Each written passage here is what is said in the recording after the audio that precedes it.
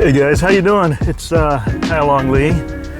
I'm in LA right now. I'm driving to the airport and I'm headed to Nashville.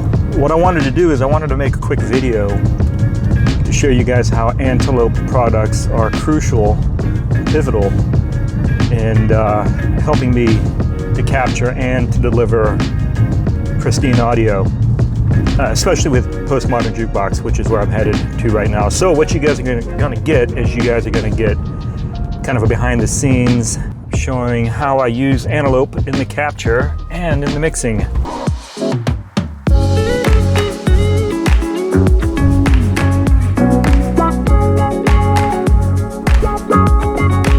I finally made it to my destination. It's after 1 o'clock in the morning. It's been a long day. I left LA at 5. I just arrived, so I'm gonna get some food and then I'm gonna get some rest. I will see you guys in the morning.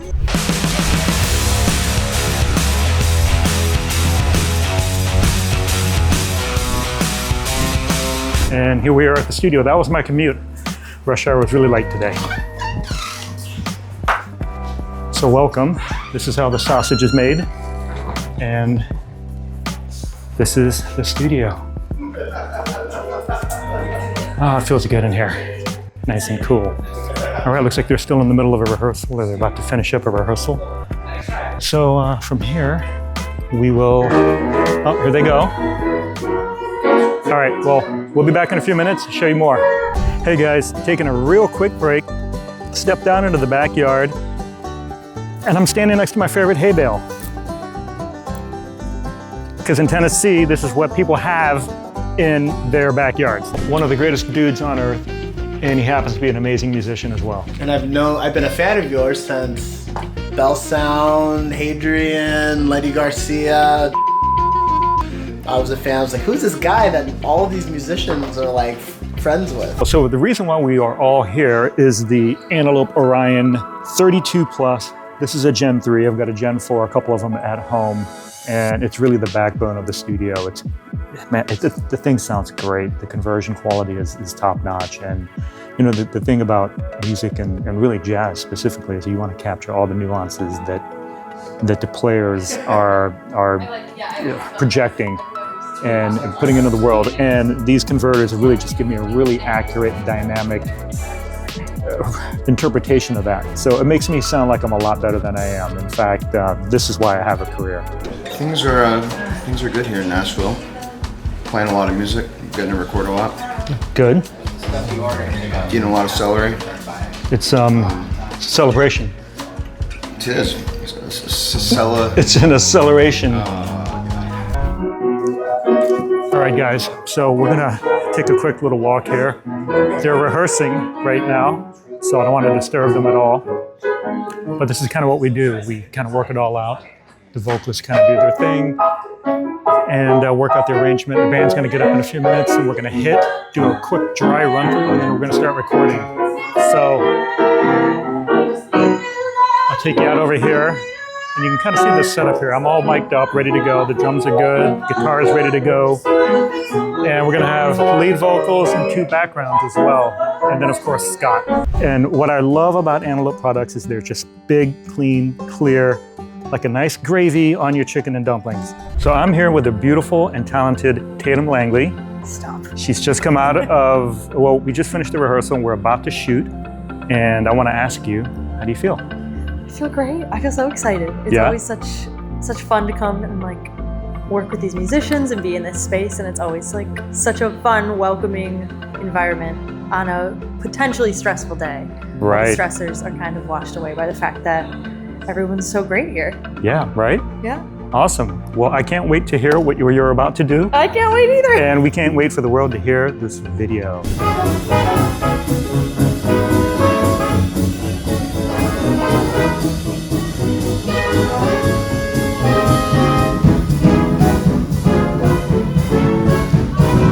Why do I love Antelope products? You know, I've had a relationship with them for quite a long time, starting with their Trinity clock and their the 10M, and I love what it did to the soundstage. And when it came to getting new converters, I naturally looked at Antelope, and when I got in front of what was coming out of my speakers, I was floored. The resolution, the clarity, the depth, all of that. It's been fantastic. I own several Antelope pieces, and I just think that the quality of their products is extremely resolute, it's extremely dynamic, extremely clear. You know, you can always go in and mangle audio afterwards in post, do whatever you want. You can destroy it all you want for tone and for flavor. But I'm a big fan of capturing it clean and clear to start. And that's exactly what Antelope allows me to do. Get your ears on them. I think they're going to make you a better engineer. They certainly made me a better engineer. If you listen to any PMJ, anything we've done in the last couple years has been through Antelope conversion, you won't regret it. So I'm going to go back to sitting on my chair, rocking, thinking about Antelope.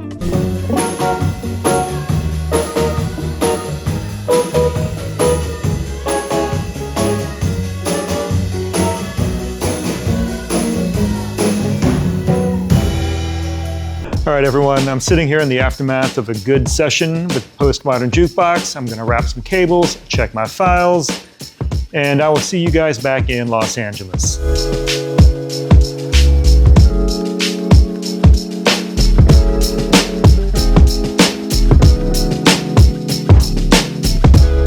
All right, guys, landed back in Burbank. Head to the studio, start mixing. Okay, everybody, welcome back to Los Angeles. Thank you for sticking around. I wanted to take just a moment to kind of deconstruct this mix and to talk about the PMJ gig and what makes it unique and special. There are really no rehearsals. Everybody shows up, the musicians show up on any given day, and they get their charts and they run through everything, and that's when I get my whole 10 to 12 minutes, 15 minutes of running my lines and getting tones as they're actually rehearsing it through. If there's more than one vocalist, they'll come in and they'll work out some background parts, and maybe I'll get a half hour if I'm lucky. But for the most part, we just go, and we'll do anywhere from 1 to 10 takes depending on the difficulty of the material and or if there's any choreography and so forth. On this specific video that I've got up today is Tatum Langley, and it looks like we did 6 takes, and we're going to use the final take here. So another thing that most people don't realize is that there are no monitors, none at all, no in-ears, no way for anyone to monitor anything except for what they're hearing in the room as it's going down. Now, most vocalists kind of freak out a little bit when they find out there aren't any, but it really forces them to just trust. And that's what this whole thing is. It's kind of a trust fall in music. Not the easiest music in the world to do. Sometimes the arrangements are a little more difficult than others, but it really forces everybody to kind of be on their A game. And because there are no rehearsals, it's really raw, and it's great. It keeps everyone on their toes. Well, the biggest issue that I have, and if we even want to call it an issue, is just really trying to mitigate the amount of bleed that we have in the room. On camera, it looks like we're really far apart, or the players are really far apart, but it actually, that's kind of it's a visual inaccuracy. Just because of the way the lens is compressing, we're actually pretty tight, packed in together. You can see there's an open lid on the piano, and that's only about 6.5, 7 feet away from the drums. And that's really about 2.5, 3 feet away from a bass amp.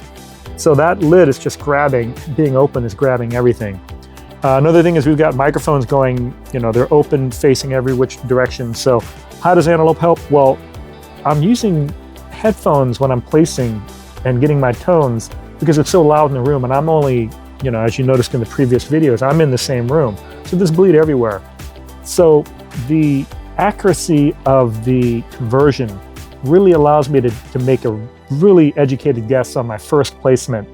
And I can really control and hear the subtle movements of using my acoustic shadows, so to speak, when I'm placing microphones. So that when I come back here and start mixing, I'm never surprised at what I get. I can rely on my instincts there in the studio, and I know that I'm going to get exactly what I think I'm getting when I'm home, and that's always a positive thing. Another thing too is that the reliability factor. We have one opportunity to do it, and anybody watching this video is working at a high level, and you wouldn't be watching this video, and you can't afford to have anything go down. You can't afford to have your equipment fail, especially when you're working with A-list celebrities or A-list artists, especially then, but really with any artist, it's never a good look. And Antelope products are extremely reliable. I've never had any qualms about putting it and bringing them out into the field with anyone I've ever worked with.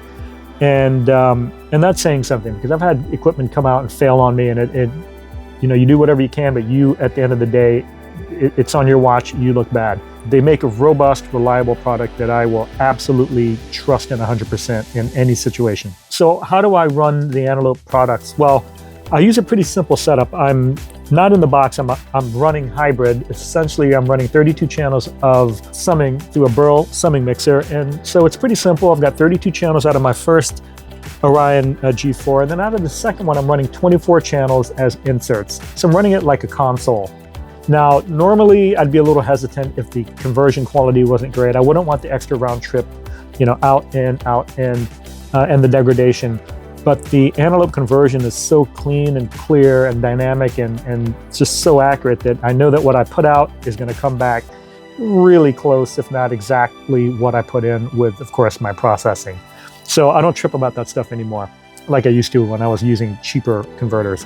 I'm just going to run real quick through this mix so you guys can hear some of the raw tracks and how I'm processing them. And, again, everyone here watching knows how to mix. That's why they're looking at Antelope products to begin with. So I'm not going to show you anything that you don't already know, and I haven't reinvented any wheels. I'm just going to show you what I've got. This is kind of the raw how sausage is made. All right, let's start with the drums. So basically what I've got is I got a kick in and a kick out, and I'm subgrouping them into a kick sub, and I've got an insert on that, and I'm running it through my Daking compression and EQ. And I'm also parallel compressing them in, I believe, on a Neve 33609, along with the rest of the drum kit. The snare is going out into a distressor. It's getting a little love there, coming back in. And so everything is going out unadulterated, clear, but then I'm also bringing in compression and parallel compression as well. So here we go, drums on their own.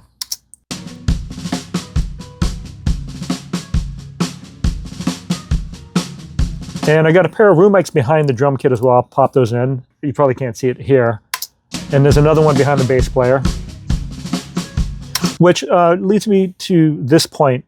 Because I'm locked into picture, meaning I can't just mix elements where I want them to be. Like normally on a record, I might want to pan the piano left and right, and I'll go much harder than I would here. But because I'm married to the picture, I have to put piano to the left, and I've got to pay respects to the sound staging so that your eyes hear properly with what you're actually hearing. With that said, I use a lot of room mics, and especially an MS pair, which is my main room mic, which I can control how much stereo width I want. And that in conjunction with various room mics around the room, it really helps to lock in the sound staging. And then the rest is really me just kind of shoring it up with the close mics. So here's with the room mics and the drums.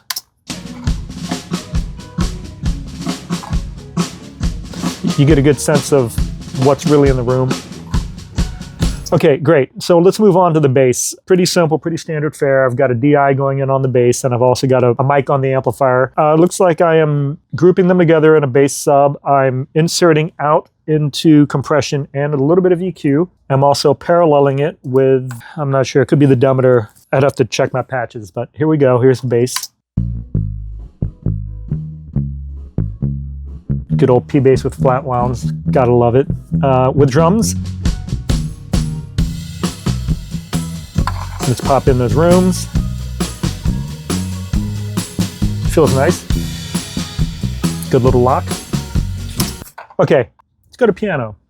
Piano is really difficult. I think it's an instrument that is difficult to mic under the best of conditions. It's especially difficult when you've got an open lid, an entire band all around it, and in a reflective room. You're gonna hear a lot of blood and bleed here. But essentially, I've got a left, right, and then I use a center mic often, and I'm grouping them together. Again, I'm inserting, I'm bringing them out into something that looks like some 1073, some EQ there, and bringing them back in, and here we go. Again, hand to the left to marry the picture. With the bass. Drums. Throwing some rooms.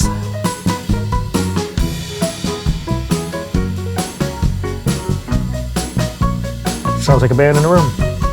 Guitars. So I've got a standard mic on the front speaker, and then I've also got one on the rear, so I can get some more of the low-end presence. It looks like I am subbing it. I'm bringing it in without anything. It's just wide open. I'm inserting it and bringing it in on 33609 for a little parallel compression as well. So here it is on its own. Again, to to the right, Married to Picture. And if I combine that with piano,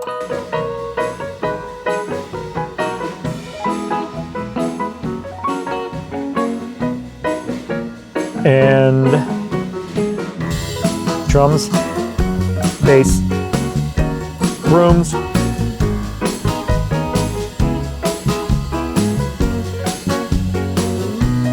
sounds like a band in a room.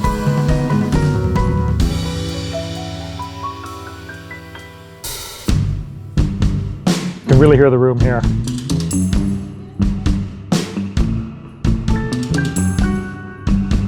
Okay, let's move on to vocals. Vocals are pretty straight ahead here. Lead vocal, it's going through a DPA. On this specific video, I've got 3 DPA 4018 microphones out, and they sound fantastic. Great rejection. I love the way they sound.